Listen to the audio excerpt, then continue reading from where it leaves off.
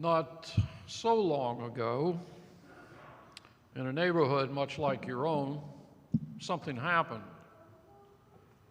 The neighborhood was made up of 12 families. They all knew each other and were well neighborly. They stopped to speak when they were out on a walk, sharing news about their lives and their families. They watched one another's houses when someone was on vacation, bringing their trash cans up from the street when needed. It was a pleasant, friendly neighborhood, with one exception: the family who lived on the corner. 10 years ago, that family moved into the corner house, and the other neighbors came to offer welcome, looking to invite the new family into the neighborhood. In every case, each neighbor was met at the front door by the wife or the husband. They informed the welcomer that they were not interested. As a matter of fact, they wished to be left alone. By the time the last neighbor attempted a welcome, the new neighbor's tone had changed from distant to angry. Today is the fifth Sunday in Ordinary Time. The readings today direct our attention to our call to discipleship as agents of the good news. In the first reading, we witness Isaiah's account of his call to discipleship. Recognizing his unworthiness to stand in front of God, Isaiah cries out to God. He is assured that he has been purified and is worthy to be a messenger of God's hope and forgiveness. Over the years, the neighbors adjusted. They became accustomed to the fact that the new neighbor didn't speak to the rest of the neighborhood. If a neighbor waved or greeted one of them, they understood that the gesture would not be returned. It was a common practice to make sure when walking their pets that the pet didn't pause in front of their house, avoiding a verbal assault from the reclusive, hostile neighbor on the corner. In the second reading, we hear Paul addressing the church members in Corinth. Paul outlines the life and the sacrifice of Jesus, noting how Jesus proved his gift of salvation by appearing to many after his resurrection. In doing so, Jesus recruited many to carry his message of love and forgiveness to Jews and Gentiles alike.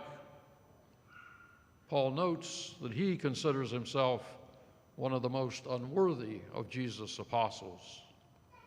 He writes that Jesus chose him to be the tip of the spear in establishing his church in the face of opposition and persecution. As we know, children carry stories. And by way of what the children heard in school, the neighbors became aware that the father of the unfriendly neighbor family was dying. There was no hope for his recovery. The neighbors began quietly discussing what they might do or not do. One felt that this might be a judgment from God for the way that they had treated the neighborhood. One felt that they were so abused by the family that they had no interest in what was happening to the father or to his family. One was too timid to attempt another approach to the family. In the gospel today, we see Jesus as the popular teacher. Crowds follow him wherever he goes.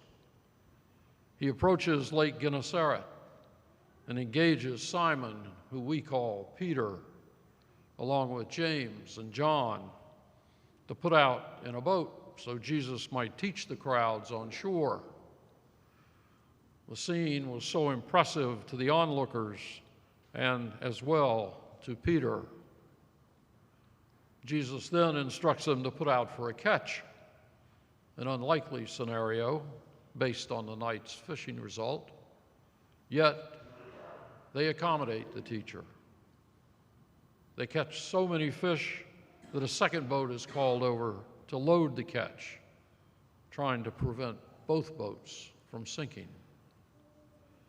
We can only wonder at Peter's reaction. He recognizes that this man in front of him is much more than he understands, and he is humbled and even frightened to be in his presence. Jesus then calms them and announces to them that they will become his disciples, agents of the good news to all the world. In one of the neighborhood houses, a husband and a wife discussed the unfriendly neighbors. They knew that they had always been unfriendly to anyone who approached, pushing them away with anger and hostility. And yet, they were now in crisis. And the husband and the wife felt that there must be something that they could do. The call to discipleship involves elements that, if we understand them, can help us be effective disciples that Jesus calls us to be. Fishers of men, if you will. First, we have to understand that our own shortcomings are not an obstacle to discipleship. As Isaiah shows us, God takes what we have and makes it holy and useful in his plan. Second, Paul tells us that we can trust Jesus to guide us in our ministries, accomplishing his plan for us and for those we meet. Third, we must not be afraid. Jesus' presence at the lake, the crowds that follow him, the miracle of the fish are all potential intimidators for one who sets out to champion Jesus in the world. Jesus assures us that we must not be afraid. He is with us, and we are called to be fishers of men in our neighborhood. The unfriendly neighbor lives with us today. We must ask ourselves whether, in a time of trial, we can approach those in pain, in crisis, those who may live in anger at life.